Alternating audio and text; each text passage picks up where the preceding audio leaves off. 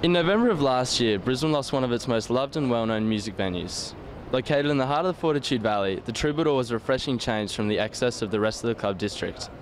Sadly, what you see behind me is all that remains of this once iconic music venue. A tragic end to what was once the heart and soul of the Brisbane live music community.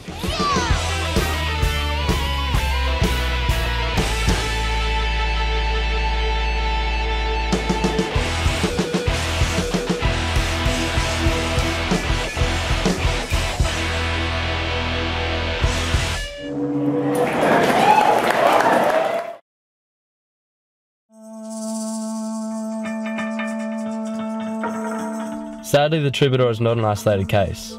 The past 2 years have seen many of Brisbane's live music venues close permanently or change owners.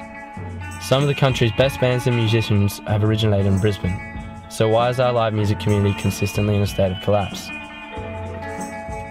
Jamie Travascus, former owner and founder of the Troubadour and current owner of Ashgrove venue, the Junk Bar, talked to us about how the venue started. It started off as an acoustic-minded room, purely because there wasn't much, there wasn't too many rooms or spaces available where you could, hear the subtleties in acoustic music. It caused quite a deal of sadness and controversy when the Troubadour shut down. Why do you think Brisbane's live music community embraced the venue so overwhelmingly? Because it was a dedicated, honest music room. It really was purely there for the sake of the live music scene. So Brisbane's had a pretty questionable past, especially in the 70s and 80s. Do you think this past has affected the current state of live music in the city? I think it's a different mentality. I think we can get away with a lot more things than in those days. But in the sense of Brisbane, I still think we're still kind of behind the times. We're still kind of, the whole city's based in that era. Many people believe that Brisbane's music and art scene was negatively impacted under the leadership of Job Peterson. During his tenure, it wasn't uncommon for police SWAT teams to raid gigs, and his lack of interest in Brisbane's cultural scene extended as far as to organise the unlawful demolition of some of Brisbane's most iconic venues at the time. Strict noise restrictions were imposed on the inner city, forcing venues to either comply or relocate. These factors made it difficult for live music to survive, let alone thrive, and it is believed that this past has had a long-lasting effect.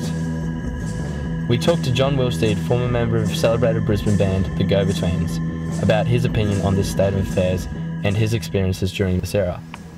We would hire a hall, get a PA, print a poster, put on a show, and then the cops would come and they would come in with dogs and take the money and arrest people. But I don't see that as an impediment to actually playing music. We probably felt quite secure in a way, It's always good to have an enemy. What similarities do you see in the present musical climate today? The government has never had any respect for cultural heritage. I think that is the big core similarity, is that the government itself doesn't have respect for music as culture. With the recent closure of key Brisbane venues such as the Troubadour, do you think that live music in Brisbane is in a state of regression?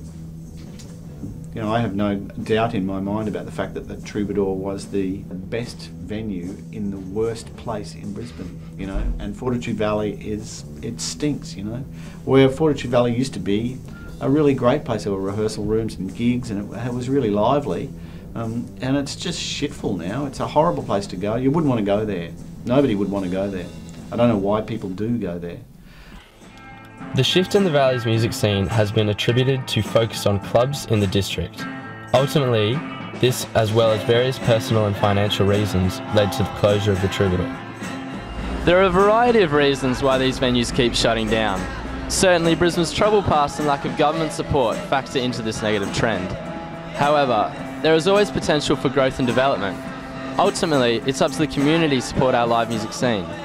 If we work together, we can create the rich cultural scene our city deserves.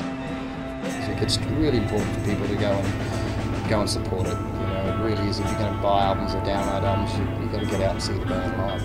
It's the best part of music as far as I'm concerned. What would you say to someone who doesn't believe in supporting their city's live music scene? I don't know, kill them and put their heads on posts outside the edges of the city. Let's do that.